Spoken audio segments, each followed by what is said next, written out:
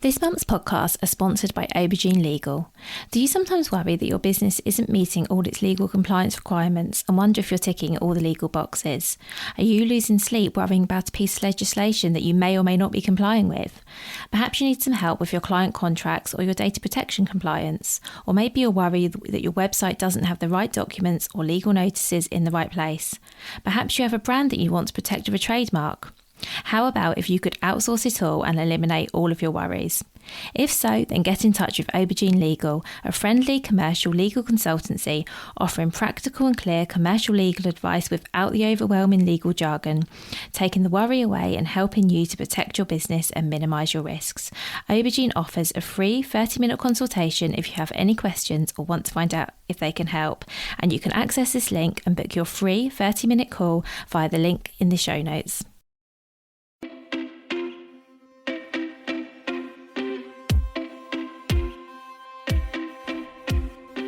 Welcome to the Bring Your Product Ideas to Life podcast. Practical advice and inspiration to help you create and sell your own physical products. Here's your host, Vicky Weinberg. Hello, today I'm talking to Nicole Higgins, the buyer and retail coach. Nicole has worked as a buyer and head of buying for over 18 years for retailers such as Primark, M&S Debenhams and George Asda, gaining experience in buying, product development, strategy and leadership and global sourcing.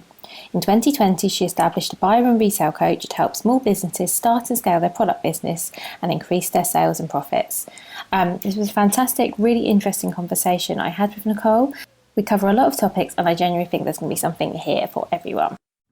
So hi Nicole, thank you so much for being here. Thank you very much for having me. I'm excited today to chat to you. Me too. So can we start by you please give an introduction to yourself, your business and what you do? Yeah, so my name is Nicole Higgins and you'll find me on Instagram and my website as the buyer and retail coach. So what I do is I help, I do a variety of things, but the main thing I would be known for and what I promote socially on social media and stuff is I help entrepreneurs start and scale their product businesses.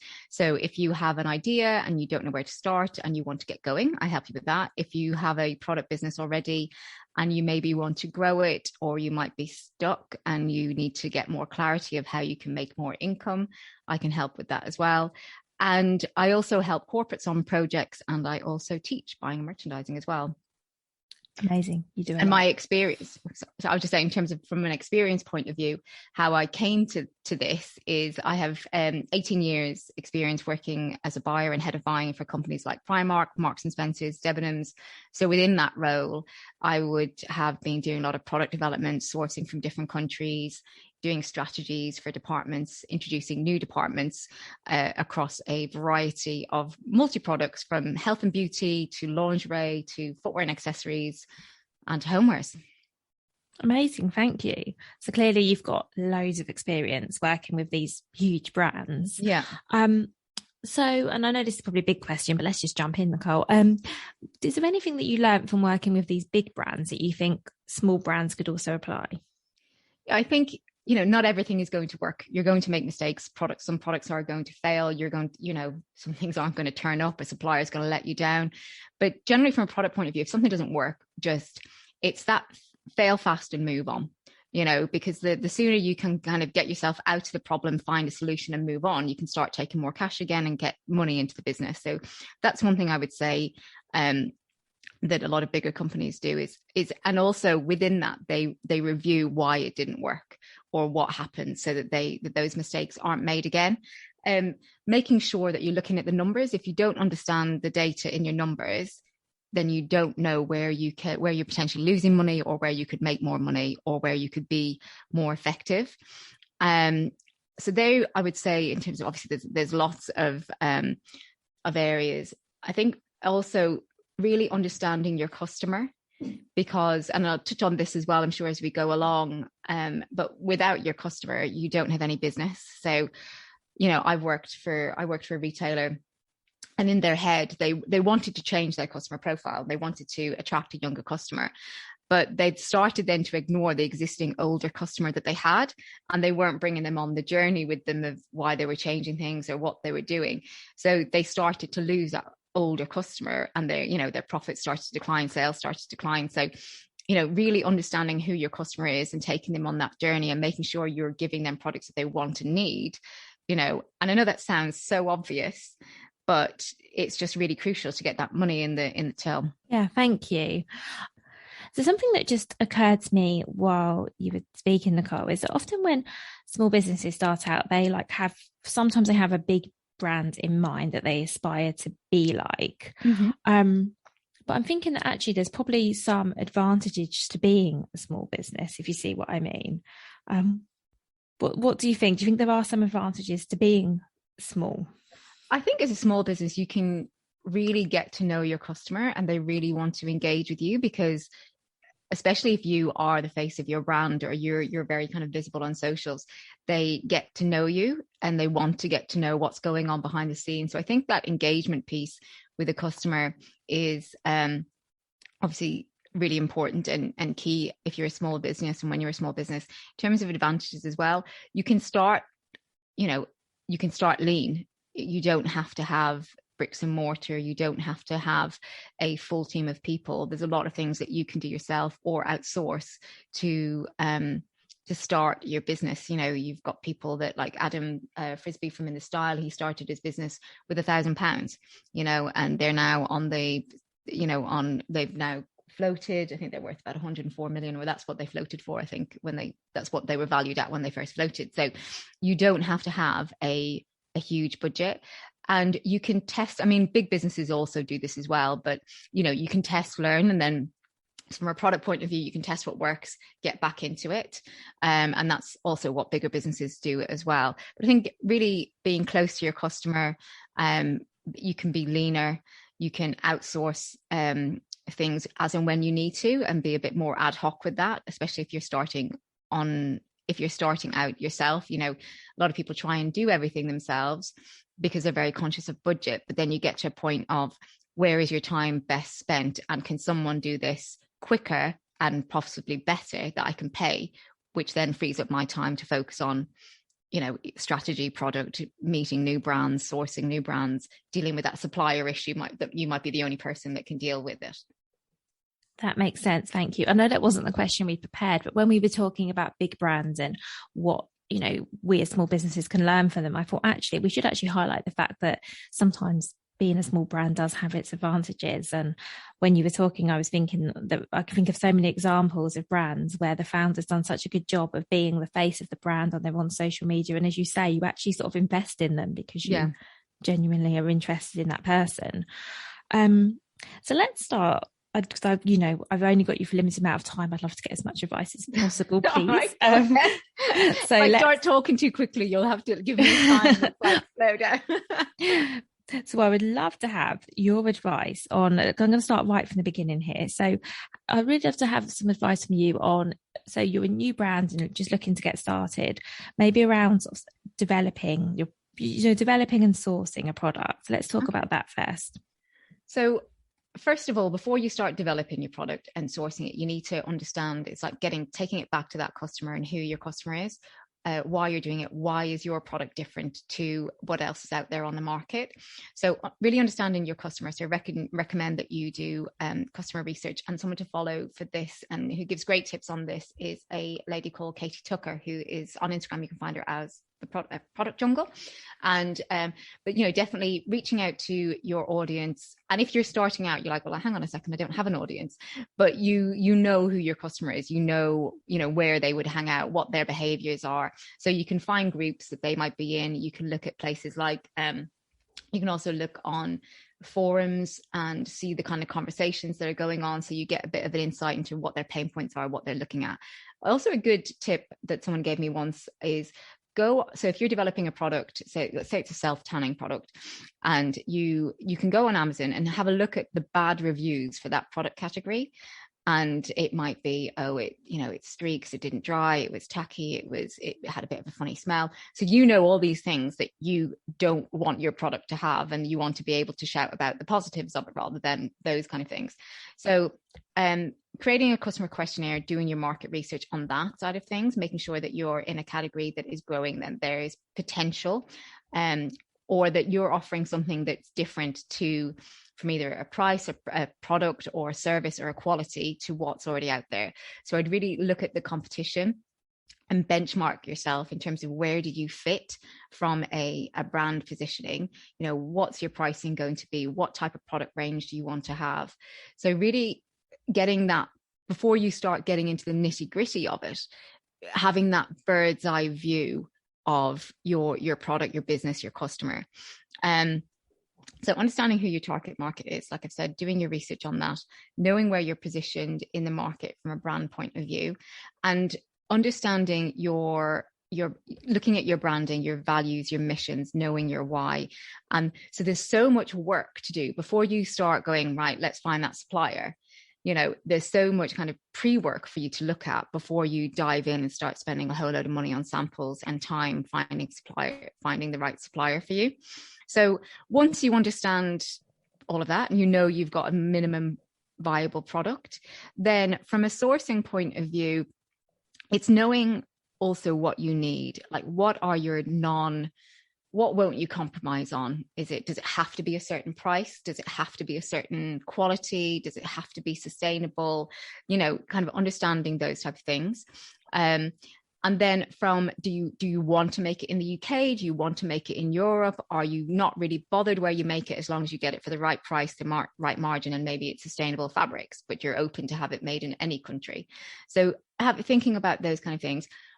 Obviously, when you're starting out, you want to start small. So from a supply-based point of view, you're looking for a supplier that can make smaller quantities. And finding your suppliers, there are a couple of places you can find suppliers are LinkedIn. Common Objective is a good one for sustainable suppliers.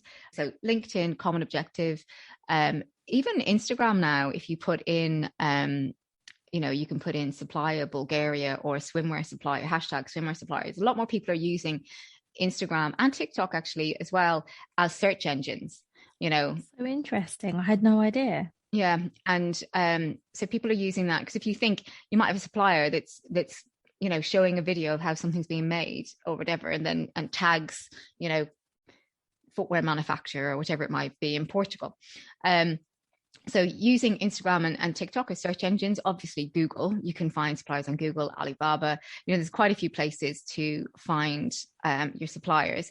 Then this might be going on here because there is a lot to cover. I suppose from the sourcing point of view, the main questions to start that you would want to ask them is what their minimum order quantity is, what their lead time is. So that's the lead time of how long it takes them to make the product, and what their payment terms are. And they would be the three first questions I would ask. There's more to come, but it helps you understand, straight away if you only want to make 200 units of something, if a supplier's minimum order quantity is 1,000 per color or per style, they're not the right supplier for you. So you just, you straight away, you can shut that conversation down. Payment terms should usually be like between 30 and 50% upfront. That's usually what it is. And then you pay the rest when the products are finished. And then lead time can vary hugely from what the product is, where it's made, and how you're bringing it into the country as well. So there are some of the things to think about. And from a sourcing point of view, I would get things cross-costed from a couple of different suppliers. Then when you've narrowed it down, have Zoom meetings with them, because it's about the relationships as well, and choosing that supplier. If you can go see them, if you're in the same country, I would go and see them. But building those relationships is really key as well. Thank you so much for all of that. And I really liked hearing you talking about the research needed at the outset, because that's something I also talk about a lot, that you shouldn't just be going and spending time and money on developing a product before you know whether anyone's actually going, whether anyone wants it. Yeah, and what's already out there, and how you can be different. Is it a need? Is it a want? What way you can speak to your customers as well. There's so much to do, so much groundwork. But if you do that groundwork at the beginning, it saves you time and money throughout the process then. Absolutely. Well, totally agree. I'm also really interested, speaking about all the groundwork, on your thoughts on pricing, because my opinion is that you need to think about the price and where you think about in the market up front before you start your sourcing.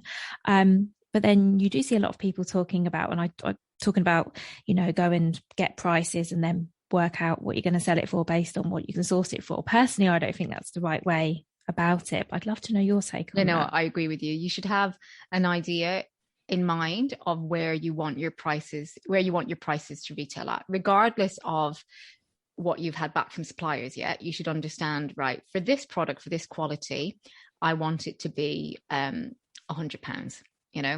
and you might get your price back and you might make 80% margin at £100, but it's still worth £100 based on your brand positioning, where the gap in the market is, and whatever it might be. You wouldn't bring it down just to say, oh, I'll make a lower margin at 70 because, oh, is that too much? Or, and I remember a client I had, and she did change it after our conversation, but she was doing some candles and she's like, okay, it's at 12, let's say it's at £12. And I said, right, well, look at the rest of the market. You're underselling yourself by about a £5. You want to be in these type of retailers. That product at that price is too cheap for those type of retailers. They'll think you're not on their level. But she was like, oh, I was making a healthy margin at this price. And I was like, yeah, but it's not always about that. You can make more if you want, you can make more from a profit point of view. But yes, I would always agree, look at where you should be positioned first and then work it back to, look at where you need to be from a price point of view, rather than getting your cost prices and then just multiplying it out to wherever, because, generally you might make mistakes there. Absolutely, because I've also seen it in a few instances happen the other way, where somebody has got the price and they've gone, okay, so what I'm trying to say is they've overpriced their product based on the production price, because they've gone, oh, the only way I can make a profit is if I price this at £25, but everyone else is pricing theirs at 16. Yeah. And then they wonder why they're maybe not making if any sales. So yeah, I mean, so my advice would be, if that's the case, then possibly you need to look at changing something at your product, looking different countries for suppliers, or changing something, or maybe going, actually, this just isn't what I want, actually isn't profitable. But I certainly wouldn't advise setting a higher price than the market, than is suitable in the market, just because that's the price it's going to cost you to make it. Absolutely. And I think that's why when you're looking for your supply base at the beginning, understanding, and you don't need to share it with your supplier if you don't want to share what kind of cost price you need at the beginning, because you want to wait and see what they come back with. But understanding then, right, well, if they give me a price of this means that it would have to be that retail, that's too much, or yes, I can work with it. It very much, once you know kind of where you want to position your products from a price point of view, it also helps with that when you're sourcing for the suppliers, because who you can work with and who you can't. There's no point if you want a product that's based for this kind of retails at Zara's prices, you're not going to be going to the same suppliers that use Gucci, that Gucci uses. It's just, it doesn't make sense. Thank you. So let's move on a bit and talk about actually launching a product. What's your best advice for how to have a successful product launch?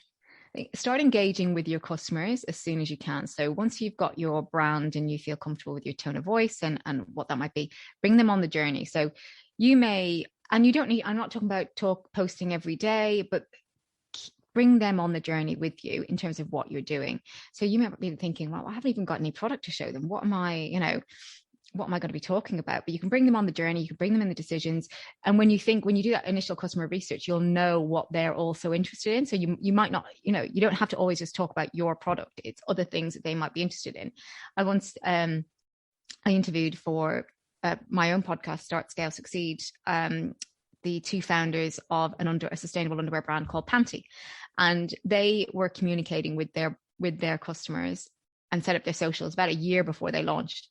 They didn't intend it to be a year, but with supply issues and whatever it might be, it ended up being a year. But they then did a Kickstarter campaign, and those customers that they had engaged with, those people and followers on social media they'd engaged with, they funded their Kickstarter campaign. So without doing that engagement piece and starting their social media accounts, they wouldn't have had that funding. So what I would definitely say is, don't turn up and go, yeah, I'm here. You have to put groundwork in and expect people to be flooding to your website.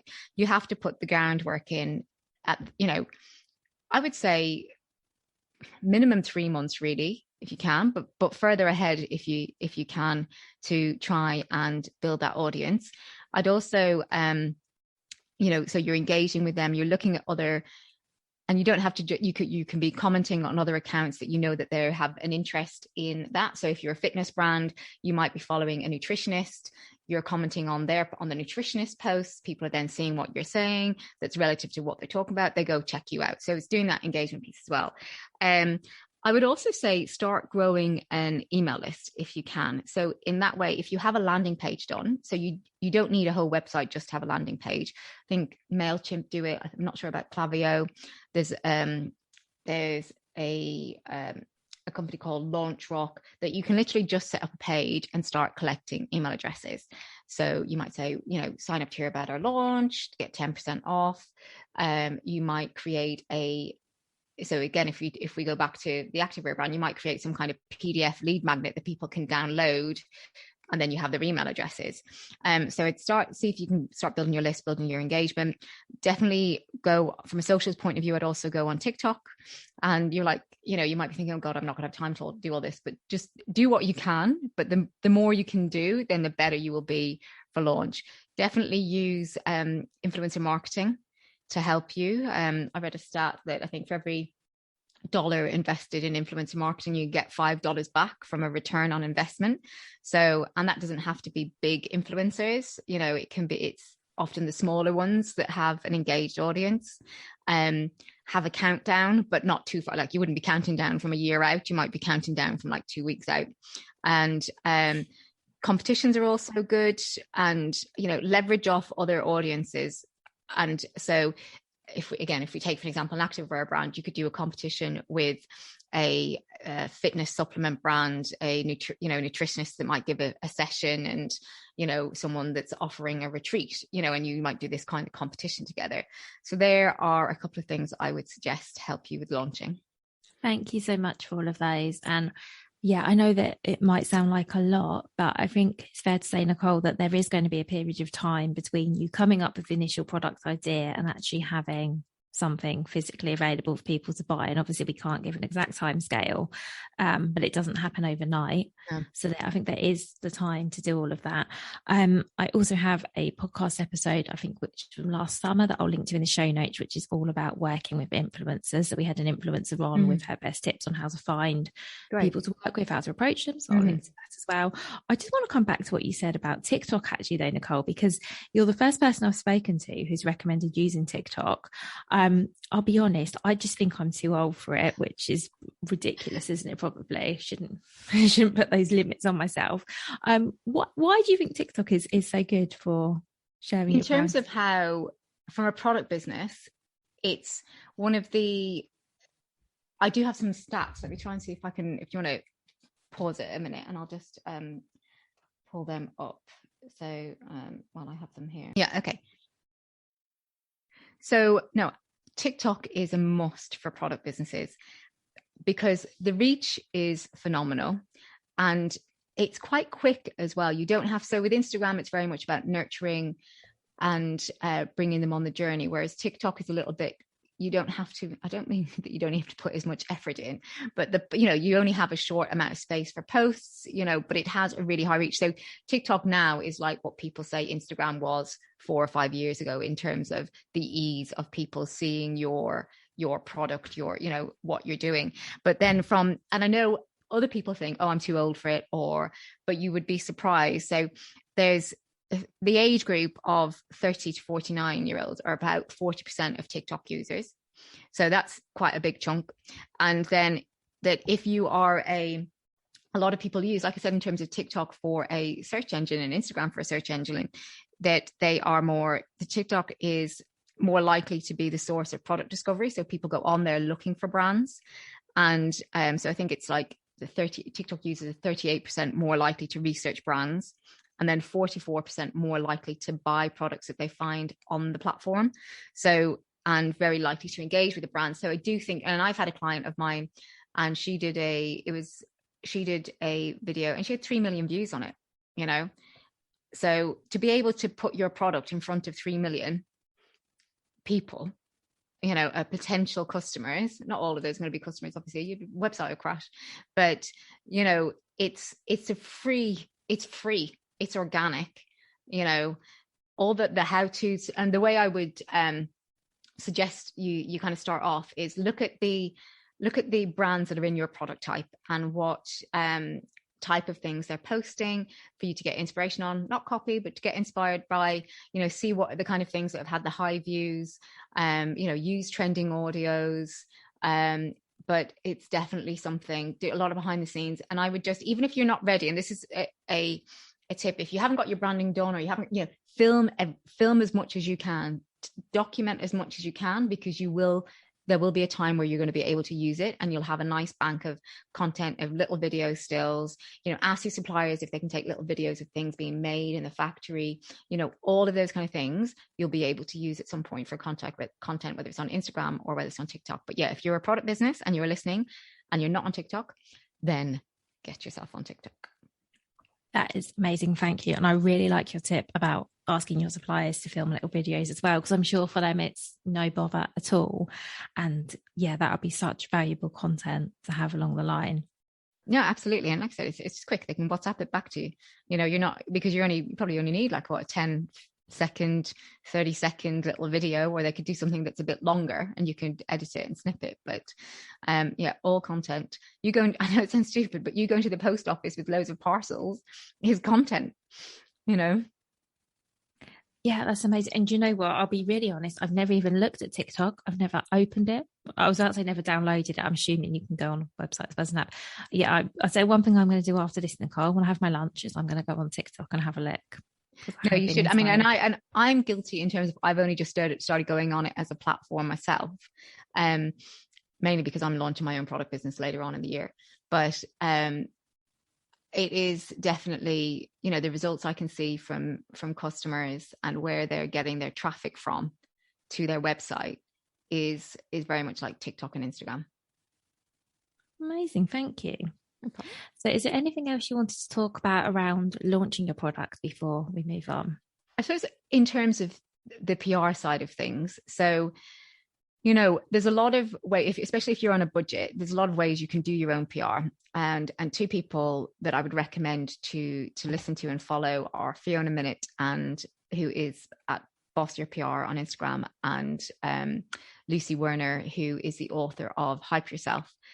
And also, if you're not on it and you're a product business, and I hope it's all right for me sharing all these. Of course, no, it's really helpful. Thank you. Don't worry. I'm like that going, oh my God, there's reams of show notes and links. There's a Facebook group called Lightbulb, and it's run by an ex-journalist called Charlotte Crisp. And what that is, no PRs are allowed in that. It's basically the journalists and individuals. So they might be product owners, they might be coaches, they might be whatever it might be. And the way it works is you can pitch directly to a journalist. You can kind of jump on the back of something that's going on. So say if we're talking about, we're coming up to the Jubilee, you might be making a whole range of Union Jack cards or tea towels or memorabilia for the Jubilee. You could pitch that in the group. What the journalists often do is they'll say, I'm looking for this age to this age that has this type of story. And even if it's not related to your business, but you fit into what they're looking for, then your business may get mentioned or could get credited. And all exposure for you is good exposure. So, and I think that's £5 or $5.99 a month. So it's like 2 cups of tea. I don't drink coffee, so it's too. I think that's a great recommendation. And actually, that's where I found you, Nicole. If you remember, you pitched I was thinking, where? No, don't worry. There's lots of, I think that it's great for all sorts of opportunities and making connections as well. And collaborations and stuff. So that you might be other product businesses that you want to collaborate and do a live with, or go on a podcast, or, because they do a podcast shout out as well. So yeah, definitely I would recommend to join that group as well. Thank you. So let's move on, if that's okay, and talk about how to successfully grow and scale your product business, because I think it's one thing to have an idea, do your research, source your product, launch a product, and then hopefully you're at a stage where sales are going well. What sort of things would we be thinking of doing if we want to expand? I would go back to your bird's eye view again in terms of, right, you're making this much money in the business. What are your financial goals? Where do you want to be? You know, I would kind of brain dump on a piece of paper first, really kind of like, right, what do you want? Is wholesale what you want? Do you want to be in more retailers? If you're currently turning over 500, do you want 500,000? You know, do you want to get to 500, another 500,000 in the next 2 years, or whatever it might be? So I would set your goals. I would set your financial goals and your kind of other activities in terms of, right, I have other goals, like I want to get more press, I want to do more influencer marketing, or those kind of things, in terms of what do you want to where do you want to get to from an income point of view, very much so. And looking then as well, some of the things I'll be looking at is take a real review of your business. What's working, what's not, what profit margin are you making, where are you sourcing your products, could you source them cheaper elsewhere with a reliable source? Because a lot of those kind of things you need to do slow and steady, so because you don't want to sacrifice, or you don't want to either compromise quality or pretend or anything financially by just jumping ship to a different supplier. So you have to do those kind of things very steadily. And you might not decide to move your whole range. It could just be parts of it. So kind of looking at, you know, what's working well for you, do more of that potentially, but also going back to your customers again. You know, if you're already established, you're going to have an email list. You're going to have an established social media channels. So I would create that kind of questionnaire and be like, right, what else would you like to see from us? And maybe list certain product types that you're interested in doing, or that you feel that there's a gap in the market based on research that you do again, you know, of what else could you do? What else are the other people doing that are in your competition that you think you can do better from a product, price, you know, quality, service, and get some feedback from your customers. Then I would definitely look at, if you're not doing wholesale and you have the profit margins to do it, then I would look at doing wholesale. If you don't have the profit margins to do it, I would find out how you can get the profit margins to do it. So where, you know, if you're currently making things and you're only making 50% margin and you need to be making between 70 and 80, you know, where are the other countries that you can make that product to get that margin that will allow you then to have wholesale as a business model? So there are some of the things I would look at. And I think it is really kind of looking at what's working, what's not working. Looking at, you know, if you're not looking at maybe your advertising and marketing spend and speaking to people about how they can help you on that side of things, and what the return could be, or what the cost of investment is on that. You know, you'll only know as a business, like, what have you done, or how have you got to where you are, in terms of, if it's all happened quite organically and you've not been spending money on advertising, you know, could that really move the needle for you if you start to spend money on advertising? You know, so take that bird's eye view, ask your customers, review your numbers, look at your profit margins, and set yourself goals, and then look at the steps and the things that you would need to do to get to those goals. Thank you. Well, that's a really good overview. Just a few final questions before we finish up, Nicole. I'd love to know, are there things that you often see that small businesses overlook, or perhaps common mistakes you see that are made that would be useful to highlight here? Actually, can I just go back to that grow and scale question? Yeah, of course. Sorry. So just as well, in terms of from a growing point of view, really look at your website and how it's functioning, and if it can be better, or what else you can do. So you've got people, you know, how can you increase your conversion? So you've got views coming into your website. You know, is it working the way it should be working? Can you improve the speed, the navigation? Because all of those will help retain those customers on your website. And also quick wins that you can have a look at, is increasing your average order value. So you might if you don't have it already, you know, have those kind of, you may also like, because you want to increase the value of that order once they're on your site, and that will help increase your sales as well. And also, I would have a look at your pricing structure. And in buying in retail, we call it a good, better, best. So that you have, you know, do you have some kind of cheaper price points that are very, you know, that are quite pick up, that they don't really have to think that much to? So you can use, say if they're a £40 threshold, and you're like, you know, spend £10 more and you get free shipping. So do you have other items that are lower price points they can easily put in the basket? And then on the other side of that, do you have a best? Do you have items that they can trade up to? So if they want to gift something, do you have something that they can have that they buy into your brand, but they also want to gift something to somebody else? So it might be something that's a bit more special. So I would have a look at your pricing structure as well, and make sure that you have that good, better, best there as well. That's brilliant advice. Thank you so much. So I just have a few more questions before we finish, Nicole. So the first thing is, are there any things that you often see small businesses perhaps overlook, or common mistakes perhaps you see made that you could highlight now and save some of us from making? Yes. So some people that, and I know we talked about it earlier, but some people that really miss that research side of it. That's one.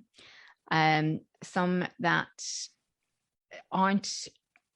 haven't invested in branding, so that they might have a great product, but then their brand and their whole branding and feel of it doesn't maybe match the product, or that they've just missed the mark, So spending that time looking at what you want your branding to look like. And I would, from an investment point of view, that's something that I would get someone to work on with you, but I think one of the main things is people spending money in the wrong places at the beginning.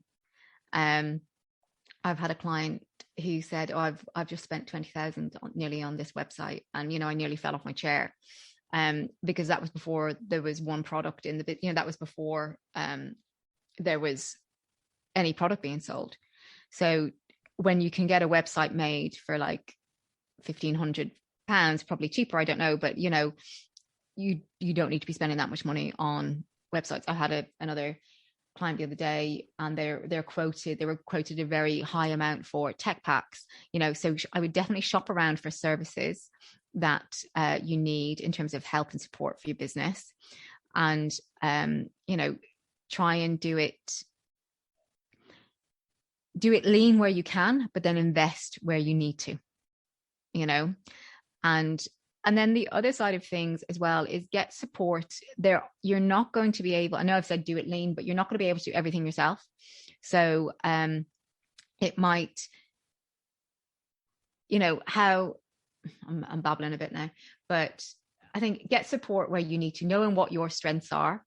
And then when you'll be in a position to get someone to help you with certain things, so that you can move on to things that are going to generate you more money, that you free up your time so you can be in your zone of genius quicker.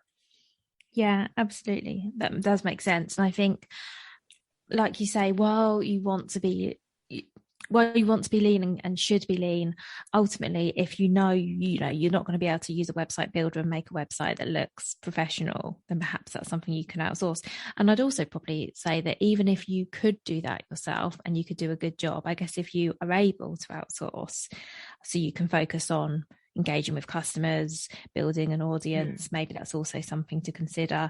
I'd say for myself, when I started my own products business years ago, I did everything myself, and I didn't do all of it that well, and stretched myself far too thin. Whereas actually, it probably would have made more sense in the long run to have invested in a few key things just to take the time element away. Yeah. And I think, we're in a place now that there's so many freelance people that can do something for you. Like when I first was doing some things, I was doing something on Canva, and it was taking me forever. I'm used to it now. But something was taking me a day, and I used then a VA that I paid by the hour. But basically what took me a day, she did another version in an hour and a half. So, from a financial point of view, it made sense to use her. But there's so many people now that you can get that are freelance, social media managers that you might need extra support with, VAs that can help you with things. There is a way, and we were just talking about it here in terms of the way. There's a way for you to free up your time in a way that suits you and your budget. You just need to look for it. Absolutely, thank you. And I think it's also worth saying that it can also be a bit of a false economy to do something yourself. If it takes you a week to build a website, but then actually 3 months down the line you have to pay someone to do it anyway because the one you built isn't fit for purpose, or something doesn't quite work, or whatever. And it's not just even the time, it's probably the stress. I mean, me trying to build a website would bring me out in hives, would never get done. I would just go procrastinate until the cows came home, and it would just delay everything. So I think they're the kind of things, is knowing what you're good at, knowing what you might need support at, and when can you bring that support on. That's really good advice. Thank you. So I have one final question before we finish, and I think this might be a hard one, but what would your number one piece of advice be for other product creators or aspiring product creators? I think starting at the beginning, that knowing your customers and why is your product different. That's where I would start, because once you know that, then you have a real belief about your product, and you know that it's going to work. So you have that, it helps with that confidence side of things as well. So that would be, I would say, with know your customers and why your product is different and what it is, what it can do. That's amazing. Thank you, Nicole. And thank you so much for everything you've shared. I think I hope you agree, we've managed to cram a lot in a short amount of time, but I think I really appreciate how actionable you've made it as well. Thank you for all the resources and suggestions you've made as well. I will endeavour to make sure they're all included in the show notes. So thank you again, Nicole. And very briefly, can you just let us know where people can find you and connect with you? Yes, so I work with you. Instagram is my main platform, and you can find me on Instagram at the Buy and Retail Coach. And my website is www.thebuyandretailcoach.com. And if you've enjoyed listening to this podcast, my podcast is Start, Scale, Succeed, where I chat with entrepreneurs and also experts that can help entrepreneurs. So Vicky is going to be one of my guests very soon, hopefully. We talk about Amazon. Thank you so much for the invite, and thank you. And I will make sure all of these, including your podcast, are links up in the show notes as well, so people can find them really easily. Thank you so much. Thank you so much for having me. I loved it. Thank you. Thank you again. Thank you so much for listening right to the end of this episode. Do remember that you can get the full back catalogue and lots of free resources on my website, vickyweinberg.com. Please do remember to rate and review this episode if you've enjoyed it, and also share it with a friend who you think might find it useful.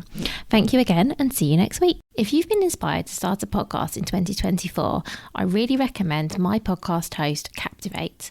Captivate were my top pick when I started podcasting 4 years ago, because of how easy it was for a complete novice like me to get started. I've stuck with them for the last 4 years because Captivate is still really simple to use. They keep adding great new features, like the ability to share ads like these, and they've just been really reliable. So when you're ready to start your own podcast, you can use the link in the show notes and get a free 7-day trial with Captivate.